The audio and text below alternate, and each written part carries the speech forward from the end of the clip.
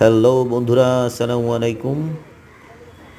কিছুদিনের মধ্যে আমার একটি সুন্দর ভিডিও আসতেছে, যেটা আমি মেক করছি তোমাদের জন্য। এখন আমি সেটা প্রেজেন্টেশন করছি। ইটস X70 Plus যে ট্যুর, এটা নিয়ে হয়তোবা আমি তোমাদের সাথে ডিটেলস আলোচনা করব। এটা সম্পূর্ণরূপে একটা টিভি শোতে আসতেছে।